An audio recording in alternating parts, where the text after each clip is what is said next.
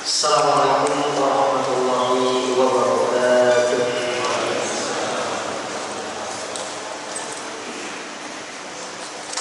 Innal hamdalillah nahmaduhu wa nasta'inuhu wa nastaghfiruh wa na'udzu billahi min shururi anfusina wa min sayyiati a'malina. Man yahdihillahu fala mudilla lahu wa man yudlil fala hadiya lahu.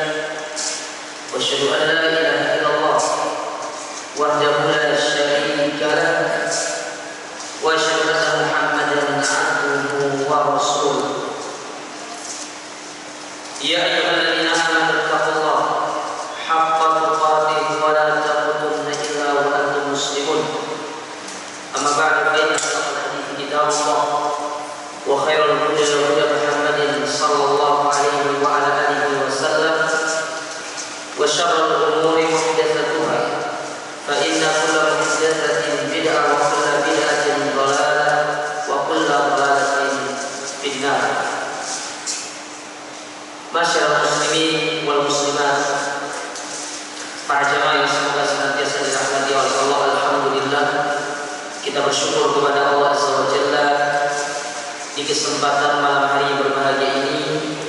Allah kembali mempertemukan kita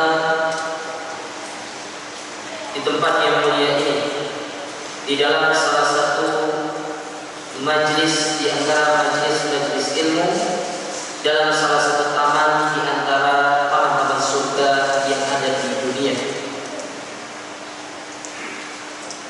Insyaallah pada kesempatan yang berbahagia ini kembali akan kita melanjutkan pelajaran kita dari kitab Fadlul Islam, keutamaan agama Islam.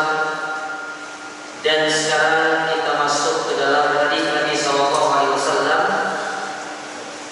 yang masih berkaitan dengan bab palingkanlah wajah untuk mengikuti agama Allah yang lurus, yaitu hadis Nabi yang diriwayatkan dari Abdullah bin Mas'ud radhiyallahu taala anhu, yang mana hadis ini diriwayatkan dari atau dikeluarkan oleh Imam Al-Bukhari dan Imam Muslim. Imam Bukhari nomor hadisnya itu nomor 7049, sedangkan Imam Muslim nomor hadisnya adalah 2297. Baik, kita baca hadisnya. Hadis ini disebut dengan hadis yang berkaitan dengan telaga. Jadi Nabi sallallahu alaihi wasallam diberikan telaga oleh Allah Subhanahu wa taala. Yang mana telaga ini adalah pemberian Allah kepada seluruh nabi, bukan hanya kepada Nabi Muhammad saja, tapi setiap nabi itu memiliki telaga. Dan para ulama berselisih pendapat dalam masalah ini terkait nama dari telaga Nabi sallallahu alaihi wasallam. Sebagian mereka mengatakan bahwasanya telaga Nabi disebut dengan Al-Kautsar. Ada yang mengatakan telaga Nabi yang namanya Haud. Tidak ada namanya. Namun Allah wa'ala bisawab, maka kita katakan kalaupun telaga Nabi disebut dengan Al-Kautsar, maka itu benar.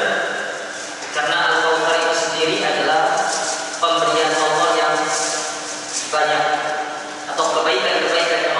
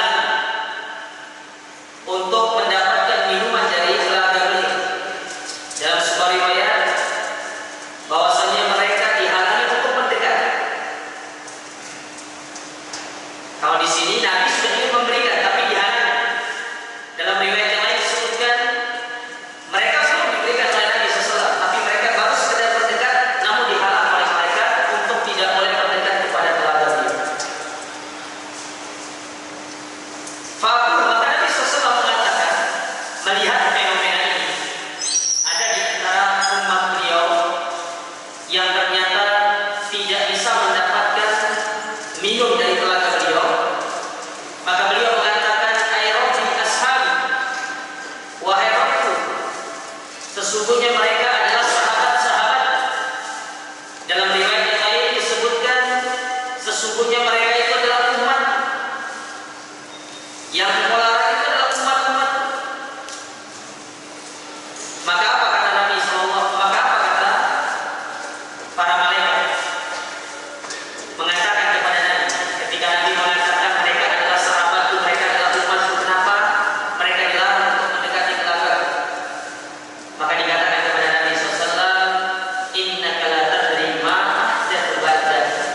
Sesungguhnya engkau wahai Muhammad tidak mengetahui apa yang mereka telah perbuat terhadap agamamu dari orang-orang yang dihalangi untuk minum dari telaga. Jadi hadis ini adalah hadis yang sahih yang dikeluarkan oleh Imam Al-Bukhari dan juga Imam Muslim. Baik, kita baca terlebih dahulu penjelasan dari para ulama terkait hadis ini. Nanti saya akan sebutkan beberapa riwayat yang lain yang menyebutkan tentang telaga Nabi Sallallahu Alaihi Wasallam. Disebutkan di sini, berkata Syekh Shalih Fauzan, hafizahullah taala, beliau mengatakan, fi hadzal hadis, dalam hadis ini Nabi Sallallahu Alaihi Wasallam mengatakan, ana faratukum alal haud, aku menunggu kalian di telaga. Apa maksudnya? Walladzi yasbaqu ilal ma'i yasqiya qaumahu. Nabi Sallallahu Alaihi Wasallam yaumul qiyamah yaqulu ala qaumi, bahwa Nabi Sallallahu Alaihi Wasallam beliau akan pergi terlebih dahulu ke telaga yang diberikan kepada beliau.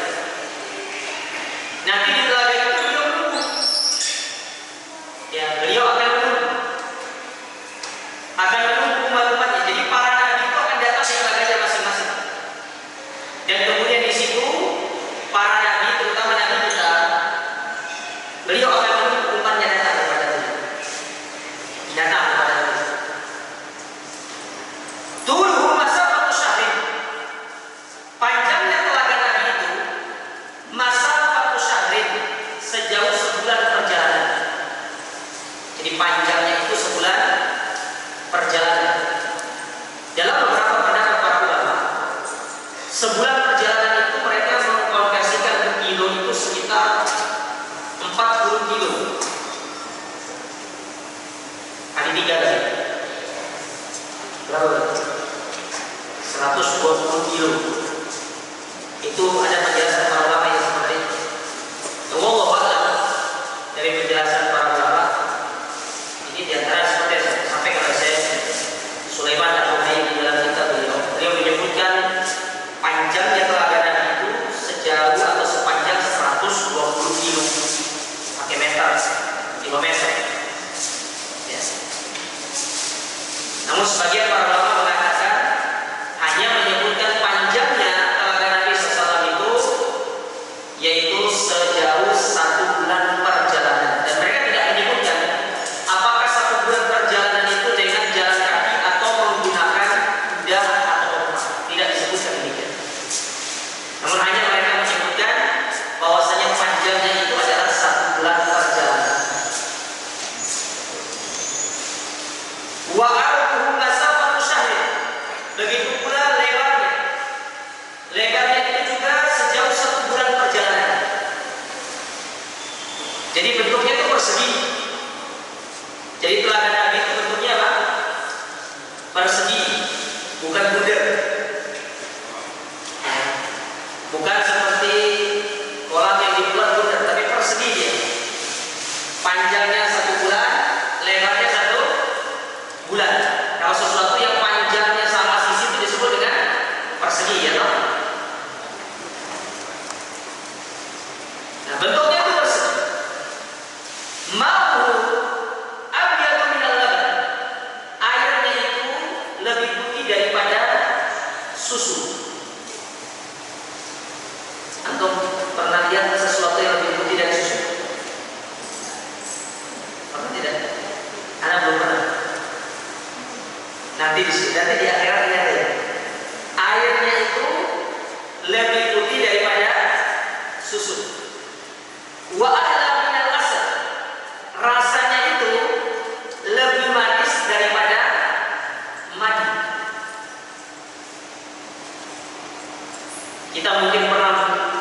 minum madu yang paling enak mungkin kalau dalam dunia permaduan.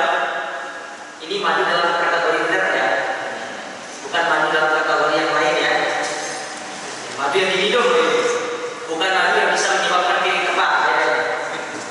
Itu lebih manis ya. Jadi mungkin orang mengatakan madu yang paling enak itu adalah madu Yaman, madu sidir. Nah itu lebih enak daripada madu. Kita mungkin kalau sudah pernah minum madu Yaman itu enak ya, maka ini lebih enak daripada madu yang pernah kita minum dari sebuah bumi. Wa adiyatuhu adadun jumis sama. Adapun gelasnya itu sejumlah bintang yang ada di langit. Seorang jumlah gelasnya itu sejumlah bintang yang ada di langit. Jadi tidak usah khawatir. Kayak ini kan, gelas di sini tuh ada batasannya dulu. Ya, di surga ada. Jadi gak ada istilahnya pinjam dulu. Nah ada. Masing-masing dapat satu. Ya. Jadi tidak usah khawatir tidak dapat gelas. Jumlahnya itu lebih banyak daripada bintang di langit. Man yashrabu minhu syurbatan, barang siapa yang minum sekali saja dari telaga Nabi, lam yadma ba'daha abadan, maka niscaya dia tidak akan pernah kehausan selama-lamanya. Nah, di sini terjadi khilaf di kalangan para ulama. Kapan sih seorang itu minum dari telaga Nabi? Ya. Kapan seorang minum dari telaga Nabi? Ada yang menyebutkan bahwasanya yang bila kita minum dari telaga Nabi itu setelah dilakukan yang namanya yaumul hisab. Jadi setelah dihisab semua, karena kan sebelumnya rentetan hari kiamat itu ya jemaah. Satu, dibangkitkan, ya toh, dibangkitkan dulu. Yang kedua, digiring kepada masyar. Nah, dalam kondisi digiring itu manusia bermacam-macam cara menuju tempat perkumpulannya itu. Ono sing berat sebelah. Kalau nanti kita lihat orang yang berat sebelah, berarti dia berat sebelah di dunia. Bisa jadi karena dia pemimpin yang berat sebelah, atau dia seorang suami yang berat sebelah kepada istrinya. Maka hati-hati yang punya istri lebih dari satu.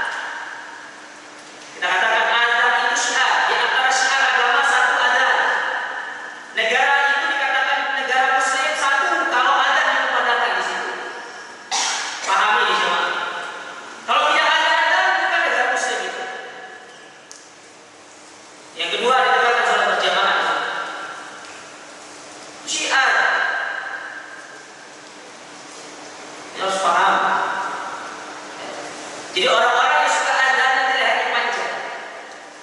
Kenapa lehernya panjang? Karena dia suka meninggikan kalimat Allah, mengingatkan manusia untuk beribadah kepada Allah. Sudah saatnya beribadah. Cuma masalahnya manusia mengingat-ingat tidak sadar-sadar. Gimana caranya buat sadar gitu ya?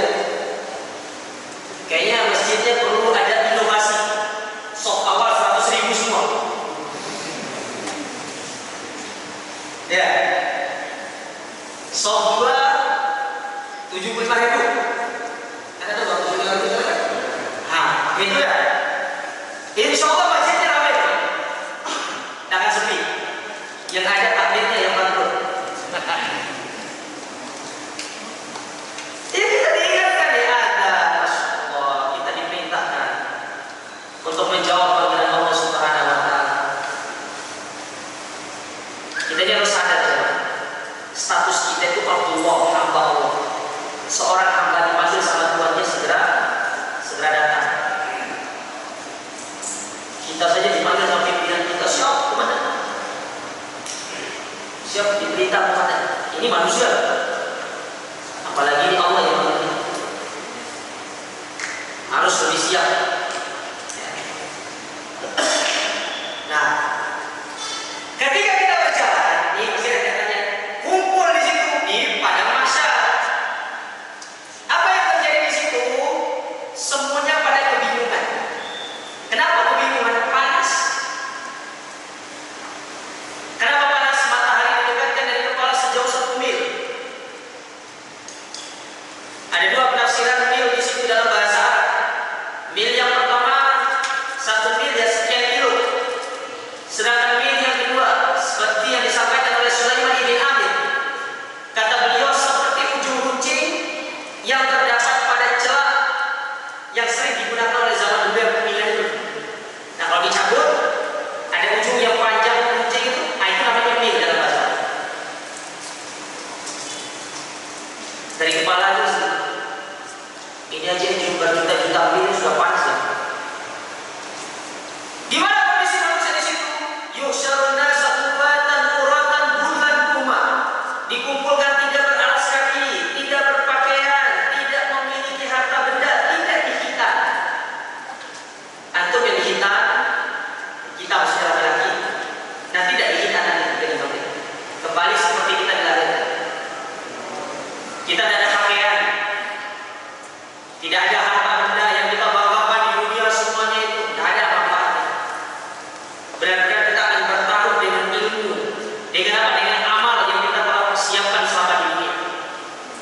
Nah, Aisyah radhiyallahu taala, dia pernah bertanya kepada Nabi SAW, ya Rasulullah, kalau sekiranya manusia dibangkitkan dalam kondisi dia telanjang, tidak memiliki pakaian, dong nanti saling ide mereka, yang dulu.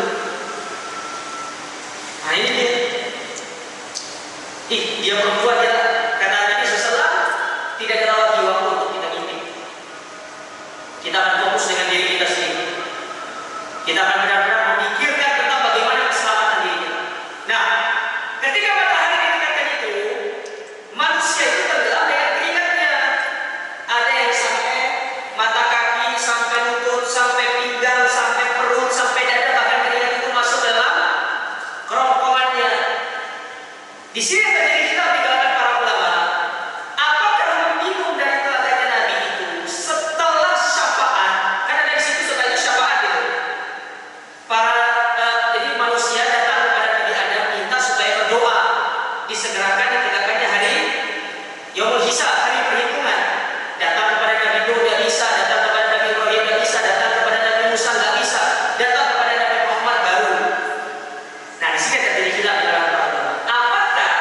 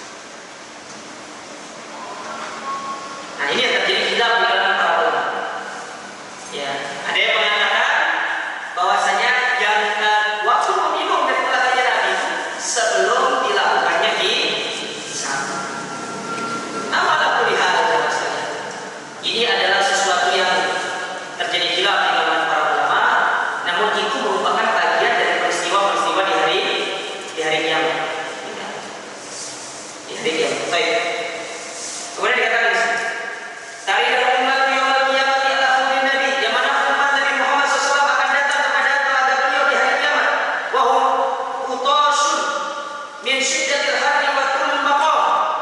Ya, dan mereka itu akan meminum dari telaga Nabi disebabkan karena kehausan yang sangat-sangat haus dan karena mereka itu berdiri terlalu lama. Nah, dari sini para ulama mengambil kesimpulan itu bahwasanya minum dari telaga Nabi itu setelah terjadinya hisab. Karena ada lama berdiri. Karena berdiri kita tunggu. Jadi dihisab itu satu-satu dia Pak. Bayangkan berapa manusia yang ada di atas muka bumi ini dari zaman Nabi Adam sampai nanti hari kiamat itu akan dihisab satu-satu sama Allah Subhanahu wa taala. Jadi kita akan diberdirikan di hadapan Allah. Pengadilan yang tidak ada kedustaan di dalamnya. Semua akan bersaksi di hadapan Allah sampai tanah bumi yang kita injak ini dia akan bersaksi di hadapan Allah. Hanya satu yang tidak bersaksi, lisan kita tidak bersaksi. Kenapa lisan tidak bersaksi? Karena lisan itu bisa bersilat. Makanya dia diuji. Tangan bersaksi, kaki bersaksi. Kaki bersaksi di mana bersaksinya? Ya Allah, aku digunakan untuk melangkah ke tempat yang haram. Tangan, ya Allah, aku digunakan untuk memegang yang haram. Bumi bersaksi. Ya Allah, aku digunakan untuk melakukan perbuatan yang haram di atas. Semua akan bersaksi. Makanya jangan pernah kita merasa aman dari yaumul hisab. Seorang sering meremehkan yang namanya dia bermaksiat dalam kesendiriannya. Hati-hati.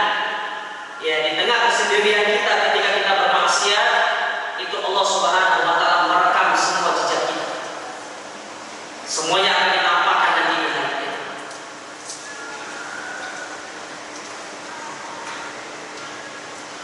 Baik. Wa hum bihajatin ilal ma, yang mana manusia itu sangat butuh kepada air.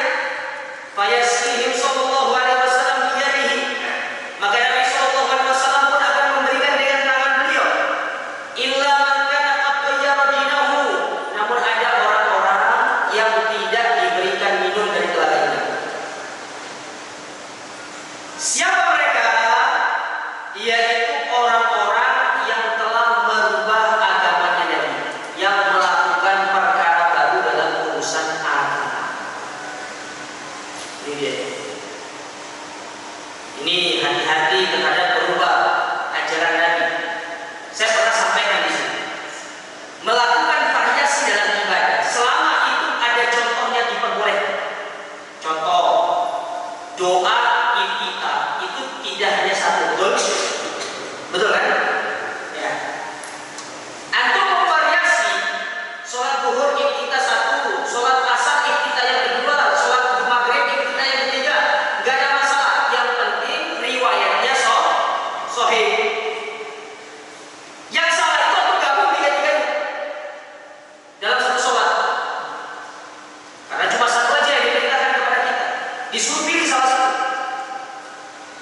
Sama seperti seorang ketika ruku, bacaannya kan bermacam-macam. Ada yang mengatakan subhana rabbiyal azim. Ada juga riwayat yang mengatakan subhanallahumma wa bihamdika Allahumma ighfirli. Kata para ulama, antum memvariasikan itu enggak apa-apa. Rakaat pertama antum pakai subhanallahumma wa bihamdika, rakaat kedua antum pakai subhana rabbiyal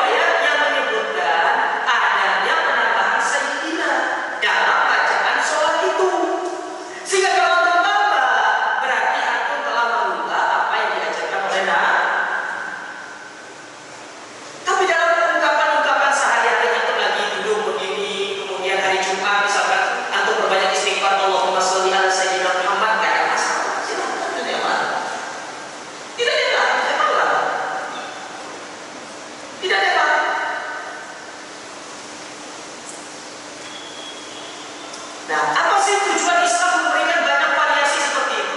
Supaya kita mudah di dalam mengamalkan. Tinggal berpilih. Apa yang datang dari Nabi itu yang dipakai. Yang tidak diajarkan sama Nabi sudah ditinggalkan. Karena kalau antum menggunakan sesuatu yang tidak diajarkan oleh Nabi lalu disandarkan kepada agama, maka berarti kita telah merubah agama yang telah Allah turunkan kepada Nabi Sallallahu Alaihi Wasallam. Ini yang tak boleh. Paham ya maksud saya? Sama seperti doa ketika sujud, Subhana rabbiyal a'la. Betul. Atau pakai yang lain Subhanallah wa bihamdika, silakan. Tidak ada masalah. Karena doanya sama-sama datang dari Nabi. Atau pakai ini monggo, pakai ini tidak ada masalah. Yang salah itu ketika antum sujud atau baca qul huwallahu ahad. Salah. Bukan tempatnya. Ustaz tadi kalau Al-Quran, iya meskipun itu Al-Quran, tapi kalau bukan pada tempatnya tidak boleh. Karena beribadah itu sesuai dengan apa yang telah diajarkan oleh Nabi. Sampai bacaan-bacaannya itu telah diajarkan oleh Nabi Sallallahu Alaihi Wasallam. Makanya tidak ada agama yang seperti agama Islam itu tidak ada. Makanya Abdullah bin Mas'ud pernah bersaksi, seluruh urusan-urusan agama itu telah diajarkan oleh Nabi Sallallahu Alaihi Wasallam. Sampai burung yang menempatkan sayapnya saja itu diajarkan sama Nabi kepada kita bagaimana itu. Tinggal bagaimana diamalkan yang mana yang mau. Jangan nanti yang satunya bilang kamu pakai apa kalau ruku, Subhanallah wa bihamdihi, kamu Subhanallah wa bihamdihi kalau kita. Sama-sama dari bayarnya. Tak boleh ya. Selama dalam hal yang itu ada dalilnya, ada tuntunan yang antum variasi silakan tidak masalah. Tapi kalau bacaan tersebut tidak ada pilihan lain, hanya satu pilihannya, maka bacaan itu saja yang boleh untuk diamalkan dan tidak boleh digabungkan dengan bacaan-bacaan. Ini yang perlu dipahami ya Mas. Jadi bervariasi dalam ibadah itu selama dalam koridor yang dibenarkan boleh. Ya. Akan tetapi kalau koridornya tidak diperbolehkan maka jangan diamalkan. Seperti contoh dalam sholat kita takbir. Takbir itu ada yang begini, ada yang begini. Ya. Bahkan kata para ulama, bagaimanapun untuk takbir itu semuanya sah. Karena inti dari takbir itu adalah mengangkat tangan dan menghadapkan ke kiblat. Karena Nabi pernah takbir begini, pernah takbir begini, pernah takbir begini. Ya.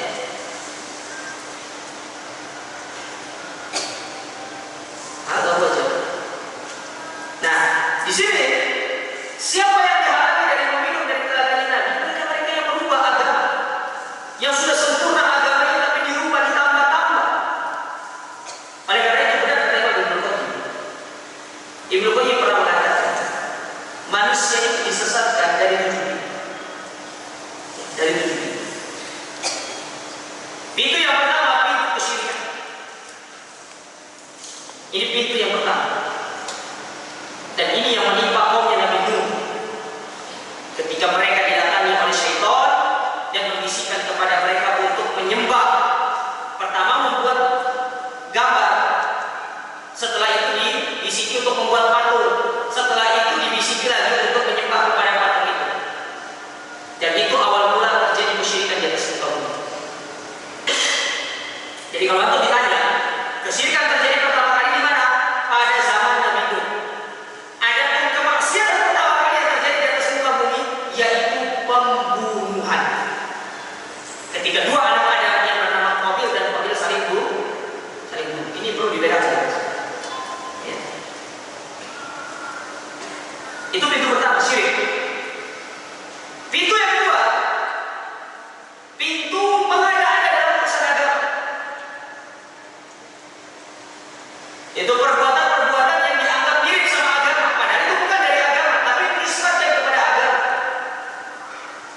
Inilah orang-orang yang ancam oleh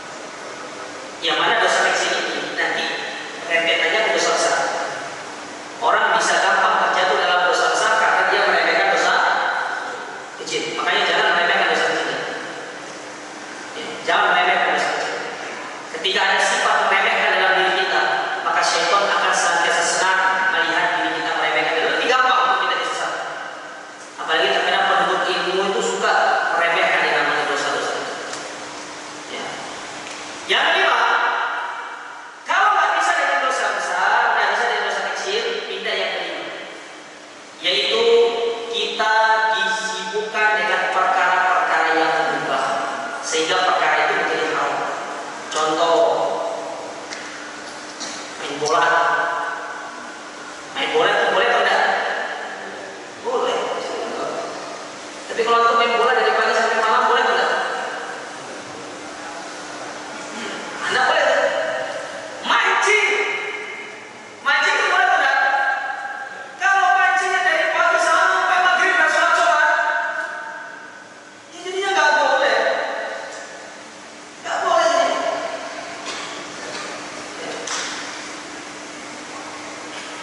Makanya kita dilalaikan dengan perkara-perkara yang mubah, sehingga kita terjatuh ke dalam perkara yang diharamkan.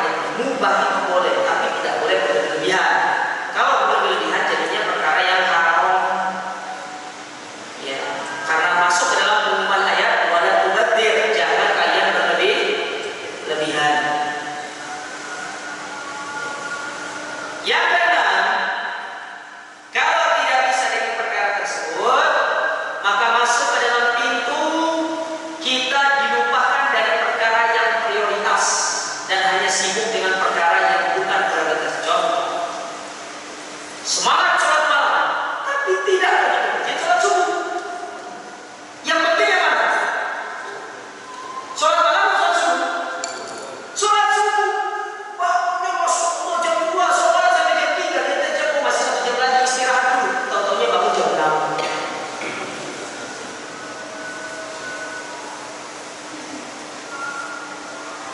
Prioritasnya itu sholat subuh, bukan sholat tahajud. Ya. Nah, banyak yang seperti ini.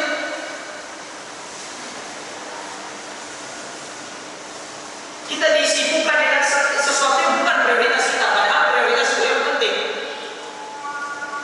Kita lebih condong kepada perkara-perkara yang sifatnya itu tidak terlalu penting. Ya. Nah, itu contohnya tadi. Semangat sholat malam, tapi sholat subuh di 3:14. Ya, ini tidak boleh.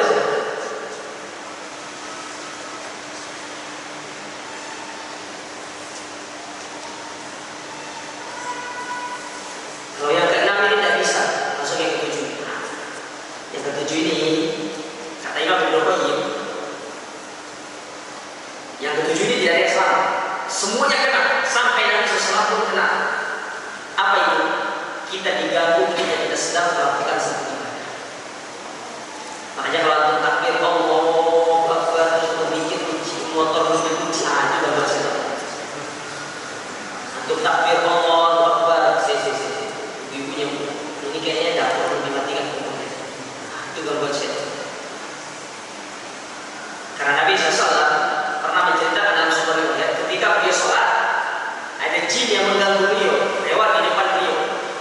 Akhirnya Nabi itu mencekik jin, dicekik sampai keluar beliau.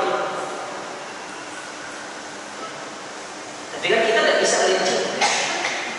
Gimana cara mencekik? Nah, makanya kita disunahkan ketika kita melakukan satu ibadah kayak sholat, mulai ada gangguan jin, maka disuruh untuk menghadap ke sebelah kiri. Tapi ludahnya itu hanya sekedarnya saja, bukan mengeluarkan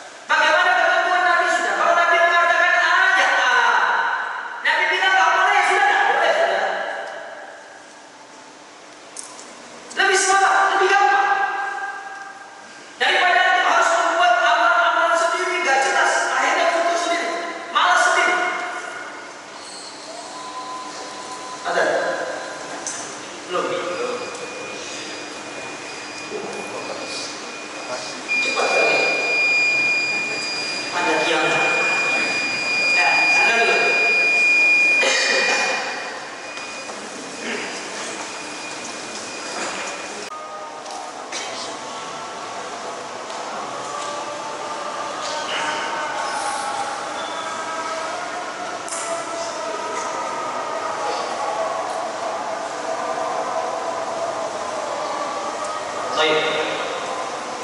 Kita lanjut ya. Sampai berapa saya bisa lanjutin? Berapa menit tadi? Ya, kita lanjutkan ya. Kemudian dikatakan di sini, fayaqulu Nabi SAW, maka Nabi mengatakan, ay rabbi ashabi ya rabbu, mereka-mereka yang kau halangi itu adalah sahabat-sahabat. Nah, di sini ada nanti satu pelajaran. Dan saya bacakan dulu. Fayuqal, maka dikatakan, innaka la tadri ma ahdatsu ba'dak, sesungguhnya engkau wahai Muhammad, engkau tidak tahu apa yang telah diperbuat oleh mereka sepeninggalmu. Artinya, Nabi itu tidak ngerti apa yang telah terjadi sepeninggal beliau di tengah-tengah kaumnya. Ya. Jangankan beliau setelah meninggal, sebelum meninggal saja Nabi itu tidak tahu apa yang akan terjadi di masa depan dari perkara-perkara yang gaib, apalagi setelah beliau meninggal dunia. Nah, ini sekaligus membantah orang-orang yang mana mereka itu ada sebagian orang-orang yang dia itu ngerti tentang perkara-perkara yang gaib. Maka kita akan jelaskan, tidak ada yang ngerti perkara yang gaib. Mau malaikat Jibril kah? Mau Nabi Muhammad kah? Mau siapa yang paling dekat dengan Allah Ta'ala, itu tidak ada yang tahu perkara yang gaib. Yang tahu perkara yang gaib itu cuma Allah Subhanahu wa Ta'ala. Oleh karenanya, kalau ada orang yang datang kepada antum, dia bilang aku bisa meramal masa depan, berarti masa depan itu masa apa? Perkara yang gaib, ya toh? Maka antum tidak usah jauh, tidak usah lama-lama antum katakan dia seorang pendusta. Seorang pendusta. Kok bisa? Karena dia sudah mengatakan dia tahu dengan masa depan kita. Sementara masa depan itu merupakan perkara yang gaib dan dia tahu. Sekarang saya mau tanya sama anda, 10 menit ke depan, kira-kira apa yang akan terjadi? Sholat, Ustaz? Iya, sholat. Iya kan, sholat kan? Iya. Insya Allah kalau kita masih hidup. Ya. Nih, yang gampang aja, Bu. Jangan kasih tahu ya. Panjenengan lihat kotak belakang. Itu isinya apa? Tidak ada tahu. Hah? Oh, dikasih tahu. Coret.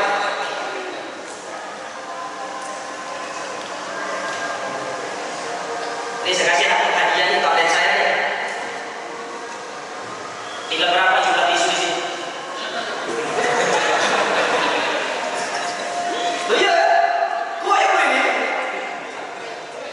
Tinggal berapa jumlah tisu? Ustaz, itu isinya 200. Iya, 200. Sisanya berapa? Ini hadiahnya. Hah? Tinggal 5. Coba kita cabut.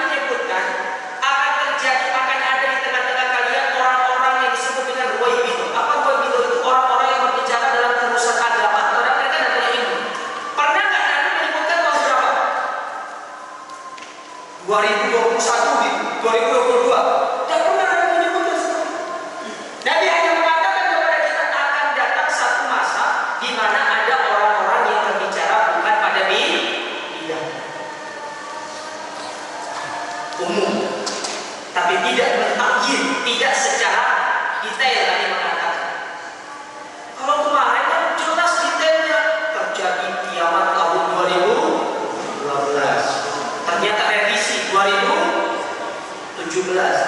Nggak ada revisi lagi? Nggak ada? Ya. Belum ya? Lagi rapat. Mungkin lagi apa namanya, rakernas mungkin ya. Dan nah, Nabi mengatakan di sini tidak ada, engkau tidak tahu, bahkan Allah mengatakan engkau tidak tahu apa yang dilakukan oleh umatmu sepeninggalmu. Maka kata para ulama, itu Nabi tidak ngerti apa yang terjadi di masa yang telah beliau tinggal. Maksudnya Nabi tidak ngerti perkara-perkara yang goib. Tunggu tiba-tiba sekarang ada orang-orang yang ngaku dia ngerti perkara yang goib, ngerti begini. Akhirnya pernah satu ketika Syekh Muhammad bin Nasiruddin Al-Albani pernah didatangi oleh seorang yang katanya dia ahli, bisa membaca pikiran, dia bisa membaca masa depan, dia bisa meramal masa depan. Dia bikin debat sama Syekh Al-Albani. Ya. Kata Syekh Al-Albani, debat kita akan terjadi kecuali engkau memenuhi satu syarat. Maka kata orang yang mengaku mengetahui ilmu ini bilang, apa syarat? Kata Syekh Al-Albani, loh, katanya kamu tahu apa yang kamu tahu masa depan, kamu tahu yang buat syarat baca udah, kamu udah tahu katanya. Ya udah, kita tak jadi debat, kamu berdusta. Selesai. Enggak ada yang ngerti tentang masa yang akan datang. Karena kalau antum tak ngerti orang-orang seperti ini, maka nggak usah lama-lama antum gelari dia sebagai seorang pendusta. Suruh dia bertobat kepada Allah. Karena itu bukan ranah kita, itu ranahnya Allah. Mengetahui perkara-perkara yang goib itu ranahnya Allah. Itu merupakan kekuasaannya Allah, itu ketetapan Allah. Tidak ada yang mengetahuinya kecuali Allah Subhanahu wa Ta'ala. Suruh bertobat, apalagi para normal, para tidak normal. Antum datang ke para tidak normal, yang tidak normal yang datang. Sudah tahu dia tidak normal, antum datang berarti itu tidak normal.